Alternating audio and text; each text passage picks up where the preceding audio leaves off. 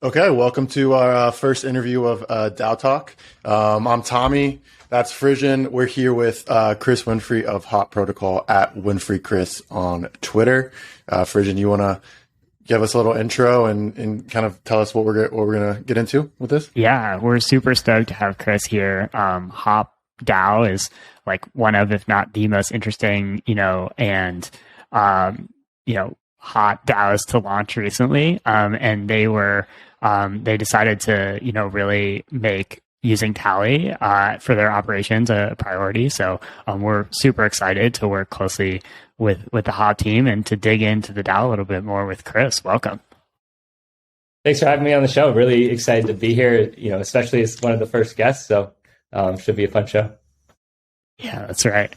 You might be so good that we just have to shut it down after this. Like one guest only. Chris, mic drop. Maybe we can just start with a little background on you. We'd love to know how you got into crypto, and then kind of like maybe you can tell us a little bit about your journey, like how that led to Hop and DAOs, and just give us the backstory on you. Yeah, that sounds good. I first was introduced to crypto kind of right after graduation. Like I had heard of Bitcoin before, but wrote it off, and it wasn't until I ended up living with some people just completely by chance, and they had started the Bitcoin Club at University of Michigan, and then they started this college crypto network, they called it, and that actually became Blockchain Education Network, which is still operating today and connecting all the different university clubs. So my first kind of like crypto gig was helping to build a homepage for the college crypto network, they were just so excited that it was really contagious, and at the time Ethereum was not out yet. The white paper kind of came out while I was living with these people, and they were talking about all these non-money use cases that you could build on top of Bitcoin, which, at the time was still pretty fringe. And so they're talking about land registries, different like tokens and color coins was a thing at the time. And so I got really excited and we were trying to build different things on Bitcoin. That was super hard. And then Ethereum came along and we're like, this is amazing. It's actually fully programmable. It was still super hard to work with at the time. There wasn't like a lot of documentation and stuff, but kind of started jumping in and messing with smart contracts and stuff.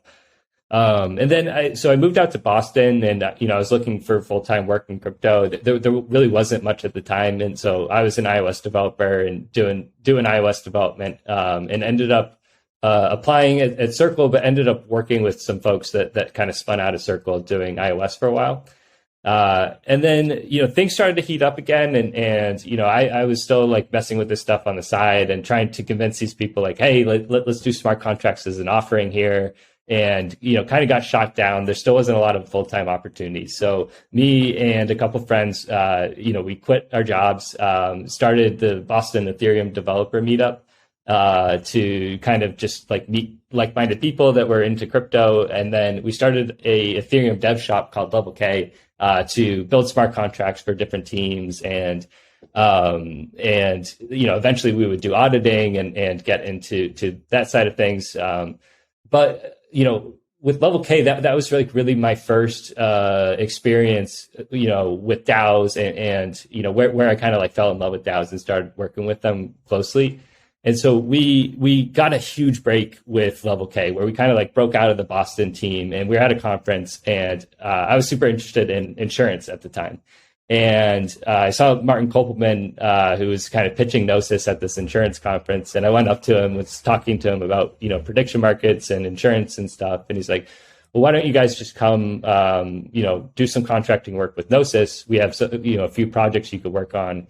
And so we were thrilled, super excited about it. And they put us on a project that was building futarchy. And so futarchy is this really novel form of governance where you actually govern based on the market, where the market says a certain success metric will land. So, if you're like a company, it might be stock price. If you're a country, it might be like your citizens' happiness. And then you just kind of like let the market bet on it. And then that's actually what will make the decision. So yeah, that was kind of like how I got my start and my introduction to DAOs, and have been super interested since. Wow, we got an OG on our hands. You've been building in Ethereum since literally the very beginning, huh? It's been a while, but it's been fun. That's awesome. I guess like one question I have, just following up there, like how would you describe the change, like in the builder community? Maybe you mentioned like Ethereum didn't really have documentation at the start, so it could be just like infrastructure and documentation, or just like the community. Like, how would you describe the difference between when you were like looking at colored coins and then started building on Ethereum to now? Yeah, so back then there was zero documentation. So like the one Ethereum tutorial was the one on the like main ethereum.org site, and it was like building a ERC20, and or actually I forget if it was that or some kind of voting system.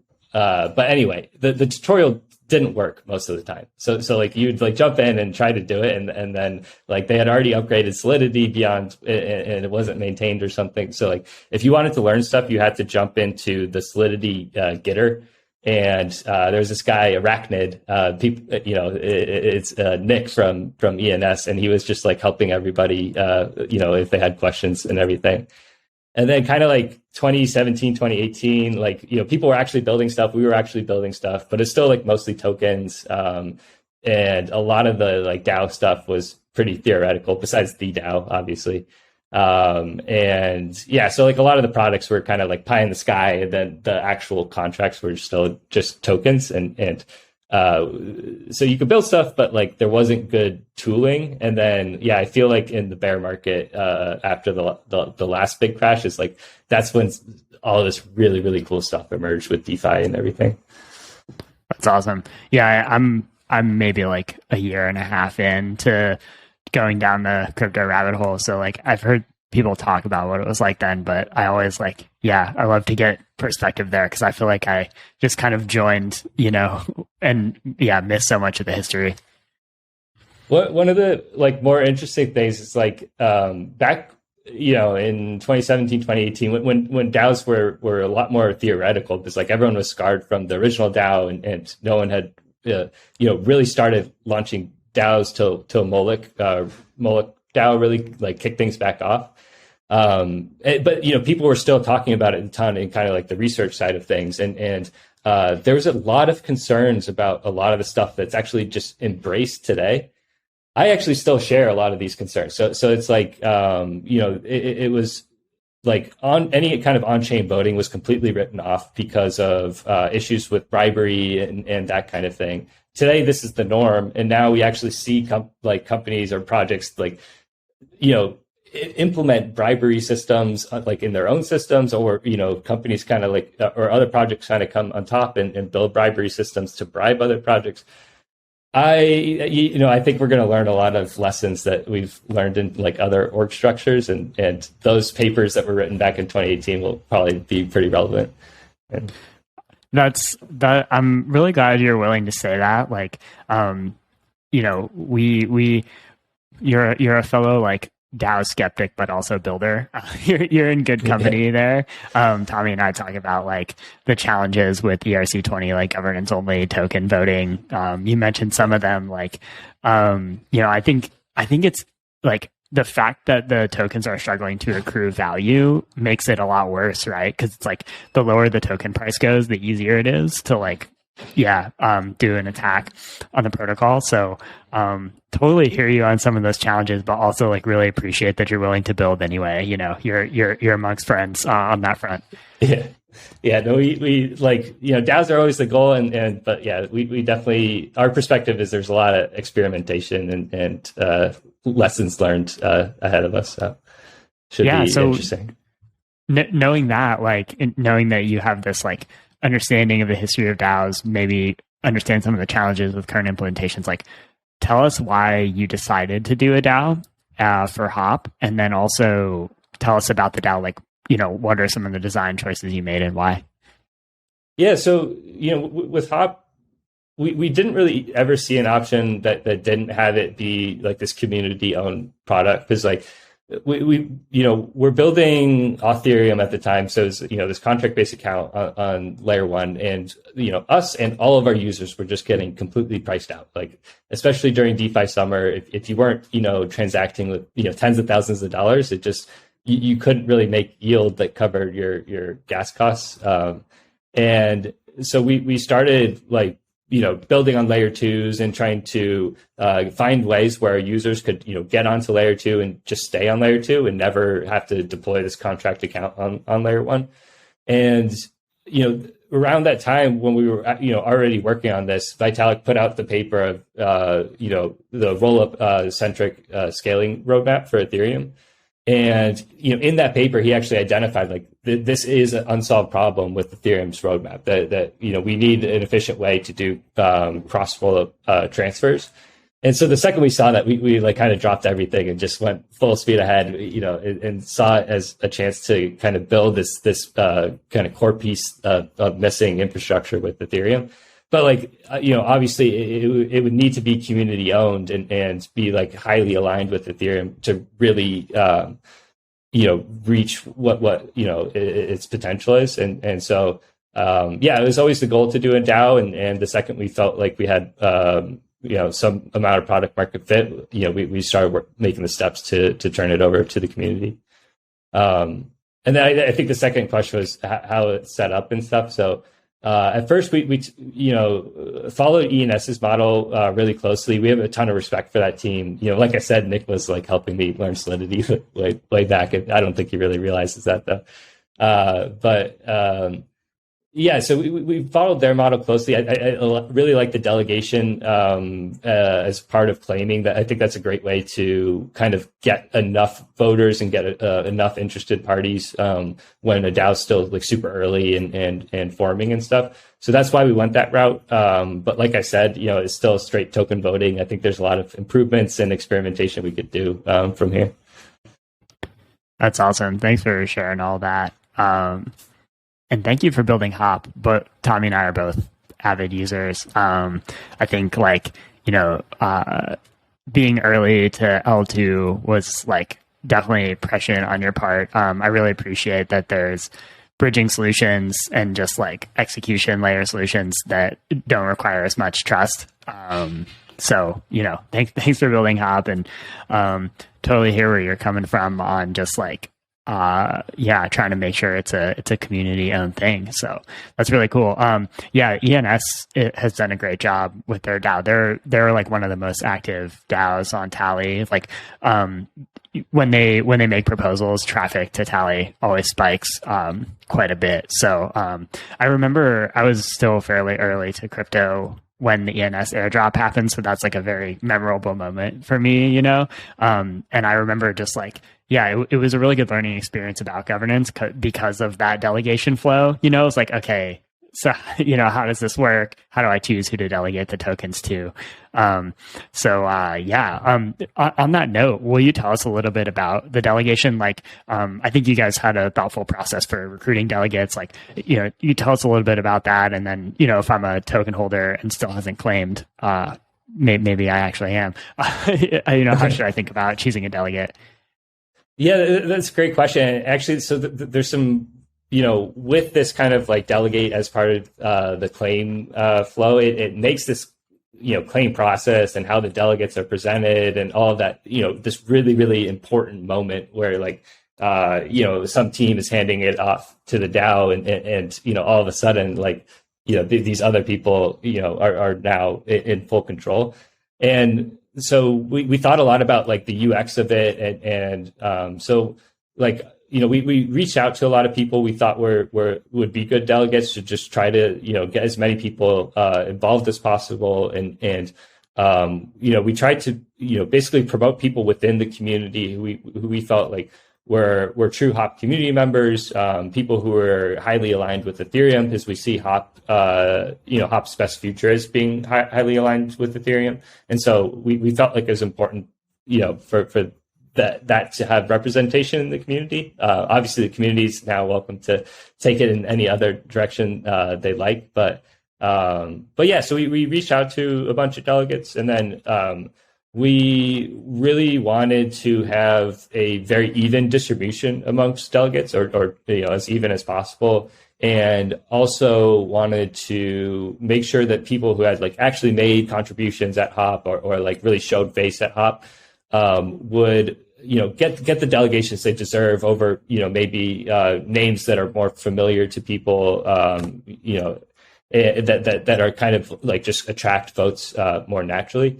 So we knew that there was this kind of like natural tendency to vote towards like the people with larger followings and stuff. So yeah, we tried to do what we could to like promote people that might be lesser known.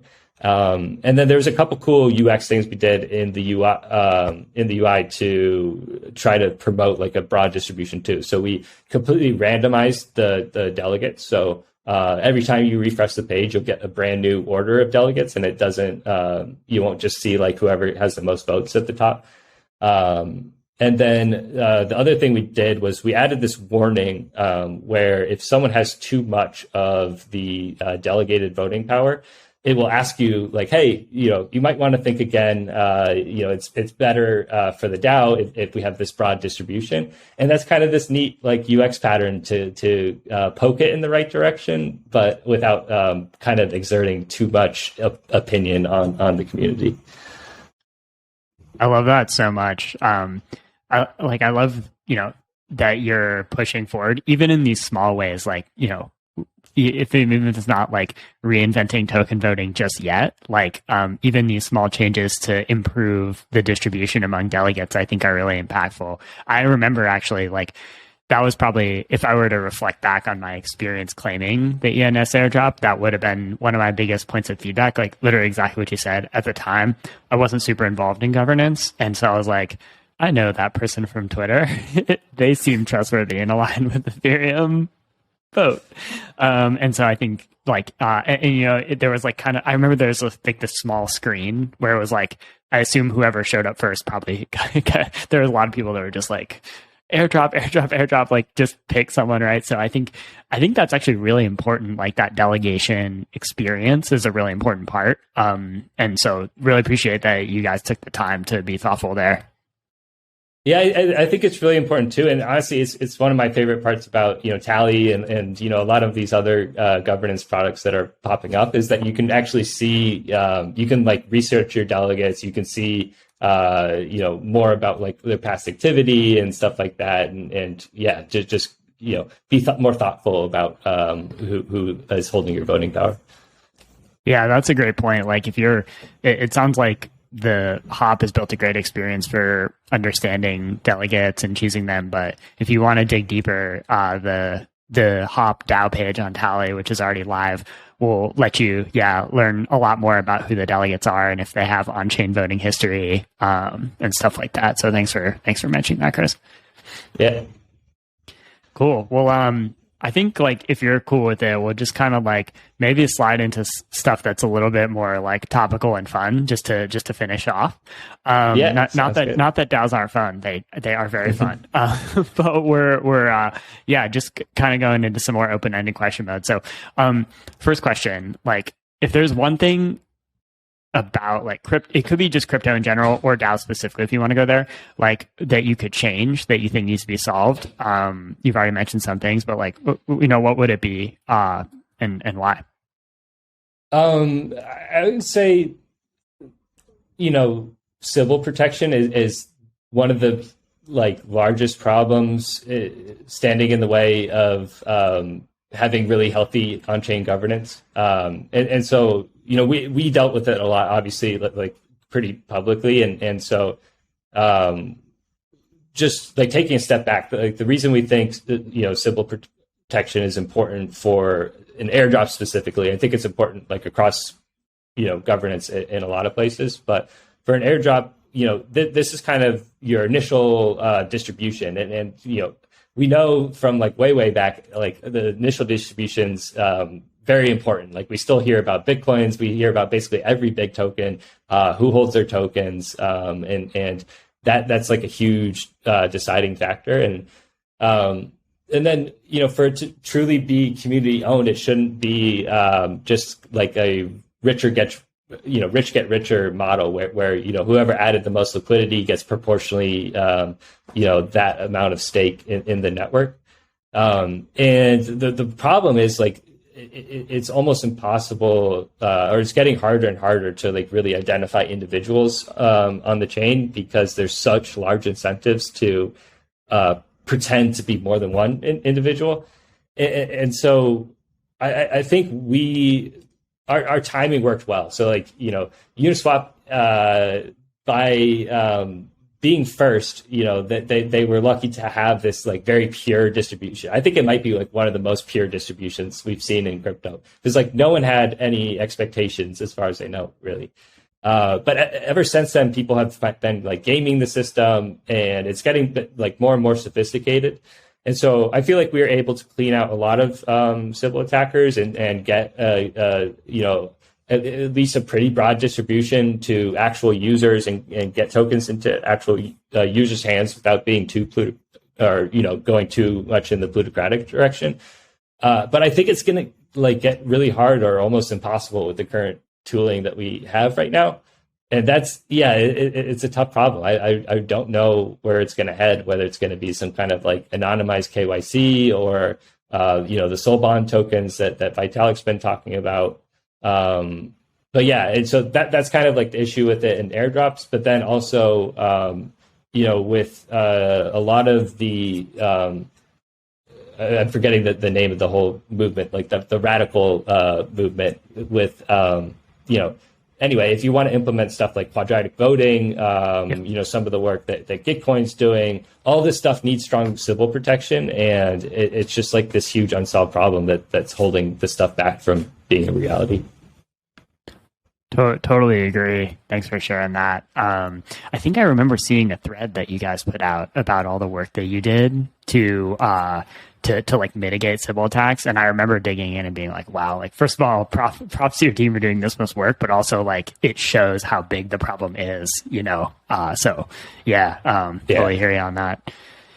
Yeah, it really is an industry. Like, there's, at least during the bull market, there's, tens of millions, hundreds of millions at stake. And if you can hide amongst the masses, you can really take down that much. So like you can imagine how big these people's teams are and like the kind of resources they're putting in to game the system. Wow. Well, maybe we'll go with the flip side of that question. So like, crypto can be hard, right? Like we're in a bull market period right now. Like there's just, relentless levels of like grifting going on. Like, it's a really exciting space, but it can also be exhausting. So I'm just curious, like, what keeps you in it? Like what makes you wake up every day and be like, I'm going to keep going at it. I'm going to solve Sybil protection next.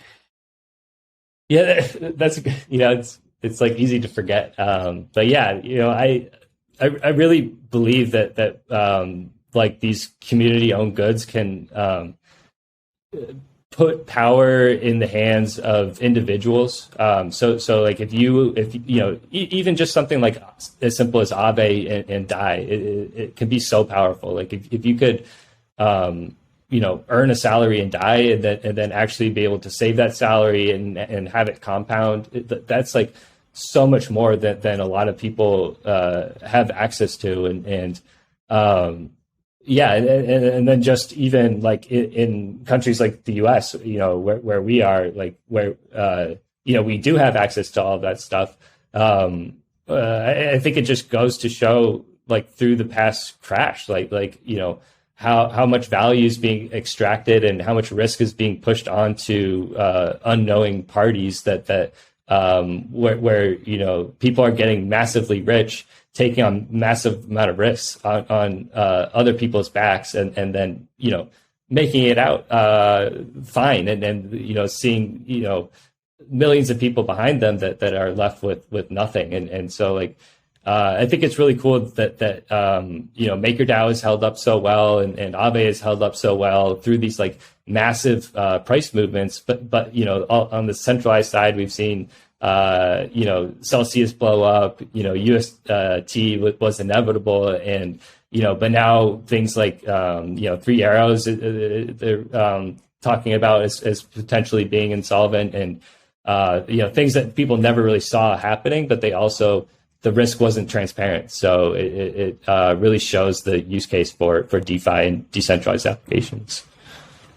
Totally agree. It's really impressive the way that those like core OG DeFi protocols that seem to have like really sound mechanism design have held up. And I think you guys are doing really important work to advance those protocols too, because it's like, gas costs are a really important like impediment to reaching more people. So super stoked to see, all those protocols. I think they're all doing work on layer 2.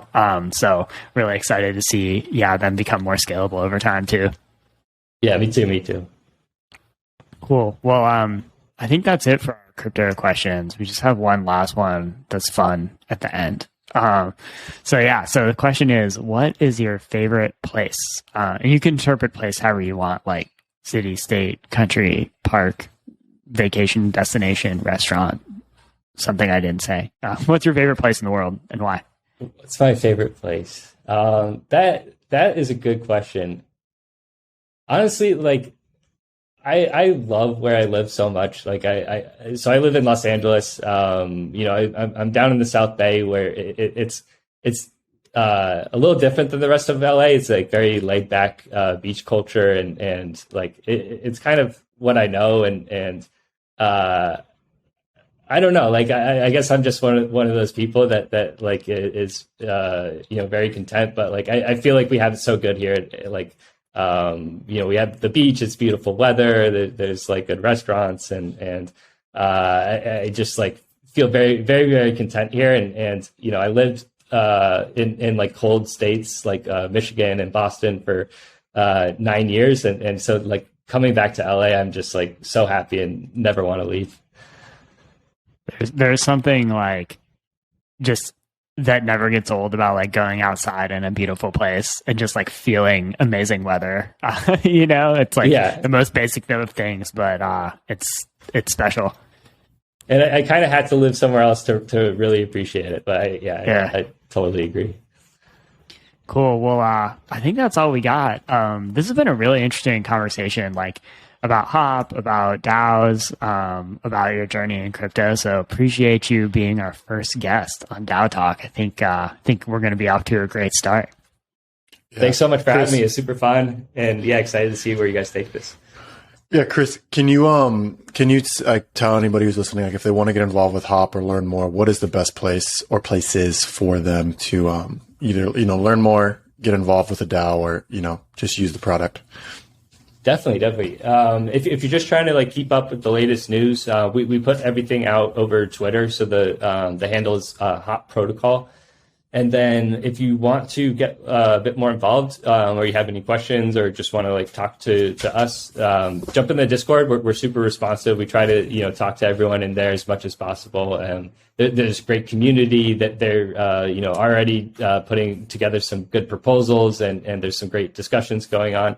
If you go to our main page, hop.exchange, there's a link to our Discord, and you'll find the rest of the community and us there if you want to come chat. Awesome. Yeah, if you're listening to this on YouTube or Spotify or Apple, we'll link all their accounts and Chris's personal account on in the show notes. But other than that, thanks again for joining us on our first episode, and we look forward to talking more about Hop on DAO Talk in the future episodes. So thanks again. Thanks, guys.